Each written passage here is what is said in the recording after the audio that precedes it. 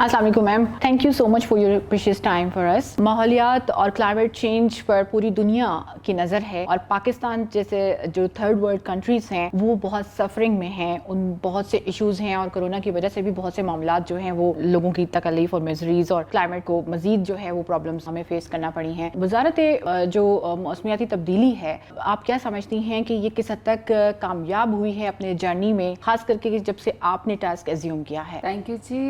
دیکھیں یہ تو بالکل فیکٹ ہے اور یہ ایک ڈیٹا ہے دنیا میں ہے کہ پاکستان ان ممالک میں سے پہلے 8th پہ تھا، 5th کے اوپر چلا گیا ہے کہ پاکستان ان ممالک میں سے جن کو سب سے زیادہ کلائمیٹ چینج کا خطرہ ہے. اور اس میں ہمارا کوئی قصور نہیں کیونکہ پاکستان کوئی انڈسٹریل اسٹیٹ نہیں ہے، لیکن جو دنیا میں گلوبل وارمنگ ہو رہی ہے انڈسٹریلائزیشن کی وجہ سے، ایمیشنز کی وجہ سے، اس میں جو بڑے بڑے ممالک ہیں ان کا جو ملبہ جن ممالک پہ گرتا ہے ان میں سب سے زیادہ متاثر پاکستان ہے. تو یہ بڑی ڈینجرس سچویشن ہے اور ڈیٹا یہ کہتا ہے کہ مزید آگے تھریٹ بڑھتا جائے گا کلائمیٹ چینج کا. تو ایسے میں 22 ایئرز جو تھے پاکستان میں، یہ ایسے تھے جو بہت خطرناک تھے، جو یہ بتا رہے تھے، ڈیٹا بھی بتا رہا تھا، ایونٹس بھی بتا رہے تھے. تقریباً 152 ایکسٹریم ویدرز جو پاکستان میں ہوئے ہیں، چاہے وہ اس کا گلیشیئر جو ہے وہ بسٹ ہوا ہے یہاں پھر اگر 2010 یا 12 اور 11 کے جو سپر فلڈ پاکستان کے اندر ہے اور تقریباً آدھا پاکستان ڈوب گیا، یا اگر 1200 فٹ سے نیچے جو ہے، ظاہری بات ہے ایک دن میں تو پانی کم نہیں ہوا بلوچستان میں، اور تھر میں جس طریقے سے خشک سالی اور قحط سالی بلوچستان میں. تو یہ تقریباً 152 کے قریب جو ایکسٹریم ویدرز تھے، ایونٹس تھے، یہ بتا رہے تھے، اشاریہ دے رہے تھے کہ پاکستان بہت زیادہ ولنریبل ہو رہا ہے. تو کلائمیٹ چینج ایک دن تو پاکستان میں آیا نہیں، بٹ انفارچونیٹلی اس کے مقابلے میں جو ڈیفارسٹریشن کی گئی، میسو جنگلات کو کاٹا گیا، اور جو ہمیں کوئی 33% کے قریب جو ہے، جب ہمیں ملک یہ ملا تھا تو انگریز جو ہمارے لیے چھوڑ کے گئے تھے وہ تقریباً 33%، جو ہماری ضرورت سے بہت زیادہ تھا اور دنیا میں ایک آئیڈیل تھا 30% جو آپ کا آبادی کے لحاظ سے جو آپ کی ڈپینڈنسی اور جو آپ کا فارسٹ کور ہونا چاہیے. تو اس کو بائی ڈیزائن پچھلے 20 سال میں 4% پہ لے کر آیا گیا ہے ٹمبر مافیا اور اسمگلنگ مافیا سے مل کے. دیکھیے ہمارے ملک میں بیسکلی ٹرانسپورٹ ایک اسٹیٹس سمبل ہے. جی ہاں، گاڑی پہ ایک بندہ جانا پسند کرتا ہے، حالانکہ اس کی ضرورت شاید نہیں ہوتی ہے. بس پہ وہ جانا پسند نہیں کرتے ہیں، یا سائیکل پہ نہیں، یا پیدل لوگوں نے چلنا چھوڑ دیا. اور پیدل کی شاید یہ وجہ ہے کہ گرین بیلٹس بہت زیادہ انکروچڈ ہو گئی ہیں، کوپائٹ ہو گئی ہیں. اور یہ جو اربن پلاننگ ہے، ابھی تو master plan prime minister Imran Khan یہ بنوا رہے ہیں. اس سے پہلے انفارچونیٹلی جس طریقے سے سلامز اور جس طریقے سے اربنائزیشن انلیگل ہوئی ہے اس کا بھگت رہا ہے پاکستان، اور آبادی جس طریقے سے بڑھ رہی ہے. لیکن اس کی بہترین مثال پھر میں آپ کو BRT پشاور کی دوں گی کہ وہاں پہ سائیکل بھی ایک پوری لین موجود ہے، اور آپ کہیں پر بھی سائیکل پہ جائیں، سیر کر کے واپس آ کے وہ کر دیں. تو سٹارٹ پاکستان میں ہو چکا ہے.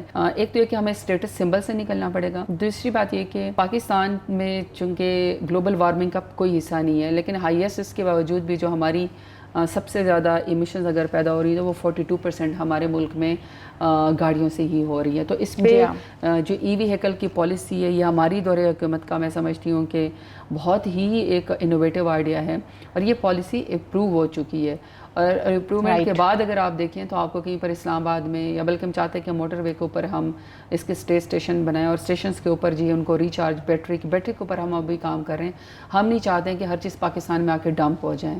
وی ڈونٹ وانٹ دیٹ. یہ بہت پاکستان کے ساتھ ہو چکا ہے کہ اپنا گند اٹھا کے یہاں پھینک دیں، اور ہر ریسائیکل چیز کا جو کہ ریسائیکل ہوتی بھی نہیں وہ پاکستان کے اوپر بوجھ بن جاتی ہیں.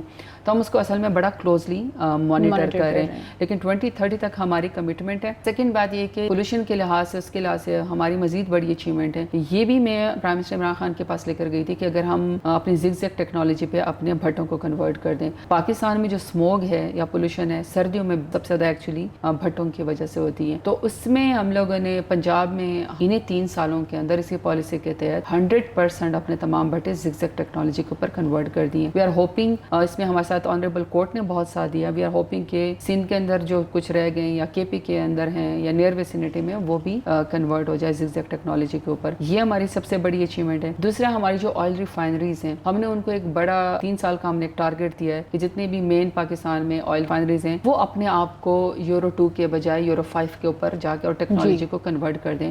یہ بھی پاکستان کی تاریخ میں پہلی دفعہ ہوا ہے کہ 1992 کے بعد پہلی دفعہ پاکستان ہماری دور حکومت میں یورو 5 کے اوپر آیا ہے، جس میں لیڈ کانٹینٹ نہیں ہے، جس میں سلفر کانٹینٹ بہت کم ہے، نہیں نہ ہونے کے برابر ہے، جس کی وجہ سے ہماری دھواں جو ہے کاربن ایمیشنز جو ہیں وہ بہت کم آئی ہیں. دوسرا ہم نے اپنی فیکٹریوں کے اندر تمام کام کنورٹ کریں کہ وہ اپنی چمنیز کے ساتھ جو ہے وہ ایئر بیگ فلٹر کا ایک وہ لگائیں. اسلام آباد میں تو ہم ای پی اس کو پراپر تمام انڈسٹری کو مانیٹر کرتی ہے. انڈسٹری میں سب سے زیادہ بیسکلی جو پولوشن پھیلتی ہے وہ جو لوہے کی فیکٹری ہے, فرنس جو ہے, ان سے زیادہ پھیلتی ہے. تو ان کو تو ہم نے اسلام آباد میں تو بڑا کنٹرول کر لیا. پنجاب میں اور باقی صوبوں میں اس کے اوپر کام کرنے کی ظاہری باتیں مزید ضرورت ہے. رائٹ. سائیکلنگ کلچر کو کس طریقے سے فروغ دیا جا سکتا ہے خاص کر کے فیمیلز اور گرلز کے لیے؟ دیکھیے سمپل سی بات ہے کہ ہم جن ممالک میں ہم لوگ گئے ہیں, ایک تو بہت سارے ممالک میں پریکٹس یہ ہے کہ یہ کوئی اور چیز نہیں ہے. اور ظاہری بات ایگزامپل جو آپ نے پہلے دی ہے کہ منسٹر لیول کے کرتے ہیں, we will lead by the example. ہم چلائیں گے تو ہی لوگ فالو کریں گے. کہ اگر ان کے ذہن میں ایک منسٹر جو ہے وہ پیدل جا رہی ہے, ایک منسٹر جو ہے وہ سائیکل پہ جا رہا ہے, تو لوگ تبھی فالو کریں گے. دوسری بات یہ ہے کہ ہمیں بچوں کے لیے ٹائم مختص کرنا پڑے گا. یہ نہیں ہو سکتا کہ اسکول کے اور کالجز کی بچیاں اور بچے ہزاروں کی تعداد میں سائیکل پہ اپنے اسکول اور کالج جا رہے ہوں اور اس ٹائم آفیسز کی بھی, ٹرکوں کی بھی, گاڑیوں کی بھی بھرمار ہو. یہ نہیں ہو سکتا. ہمیں اس کو اسے پالیسی لینا پڑے گا. ہم نے اپنے پروونسز میں اسپیشلی کہ ہم 8 بجے سے 10 بجے تک ان کے ٹائمنگ, آفس کے ٹائمنگ, اسکول کے ٹائمنگز, کالج کے ٹائمنگز کو ڈفرینٹ کر دیں, تاکہ ایک ٹائم پہ تمام بچیاں اسکول کالجز کے سائیکل کے اوپر چلے جائیں, پھر آپ آفس کا ٹائم کریں.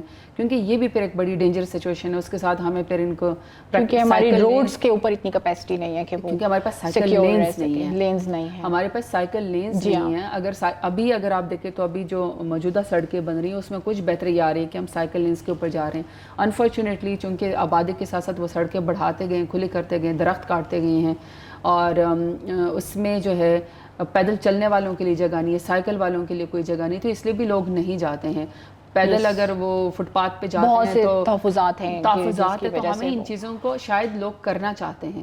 ہم نے تو خود فارن منسٹری کے ساتھ جو ہے ایک ریلی پوری نکالی, اور ہم نے اس میں شاہ محمود قریشی صاحب نے اور تمام ہمارے لوگوں نے سائیکل چلائی صرف اس بات کو پروموٹ کرنے کے لیے. لیکن اس کے لیے بہت سارے تو اسٹیٹس سمبل کے اوپر کام کرنا پڑے گا. ہمیں سائیکلنگ جو لینز ہے وہ ڈیولپ کرنی پڑے گی, فٹ پاتھ کو ڈی انکروچ کرنا پڑے گا, ٹرینڈ دینا پڑے گا. تو ظاہری بات ہے ہم نے سٹی ایپ بنا دی. سٹی ایپ میں ہم نے اس کو پورٹل کے اوپر ڈال دیا. آپ کا جس کے پاس نادرا آئی ڈی کارڈ ہے, اگر آپ کو نظر آ رہا ہے کہ کوئی شاپنگ بیگ جو ہے وہ بیچ رہا ہے, تو ہم فوراً وہاں جا کے پہنچ جاتے ہیں, ای پی اے کی ٹیم.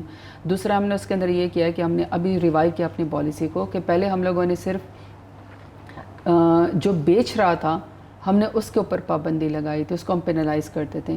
ابھی تو ہم نے یوزر کے اوپر بھی پابندی لگائی. جس کے ہاتھ میں شاپنگ بیگ ہے وہ ہم اس کے اوپر جرمانہ لگا سکتے ہیں. لیکن ایک میں آپ کو بات بتاتی ہوں, میرے اپنے پورٹ فولیو میں یہ میری بڑی خواہش تھی کہ میں پلاسٹک بیگز بین کی طرف لے کر آؤں, اور اس کے اوپر میرے ساتھ پارلیمنٹیرین نے, اکیڈیمیا نے, ڈپلومیٹک کورps نے اور پورے پاکستان نے بڑا اس کے ساتھ میرے اوپر کام کیا. لیکن یہ آن گوئنگ پروسیس ہے. یہ نہیں ہو سکتا کہ ہم ہر شخص کو جیل کے پیچھے ڈال دیں. یہ دیکھیں یہ ایک ویژن ہے, آپ کا ملک ہے. میں سمجھتی ہوں آپ دنیا کے جتنے کیپٹل دیکھیں, آپ کو اسلام آباد جیسا خوبصورت کیپٹل نظر نہیں آئے گا. تو اس کی خوبصورتی, اس کی صفائی ہم سب کی ذمہ واری ہے.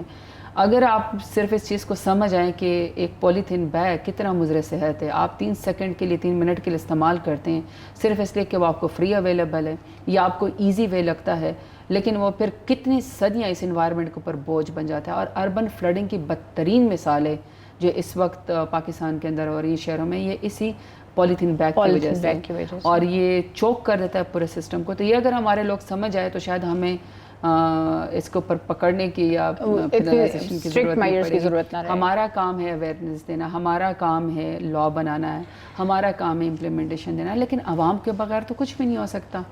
تو اگر ہم اسلام آباد میں بھی, اسلام آباد ابھی بہت بیٹر ہے.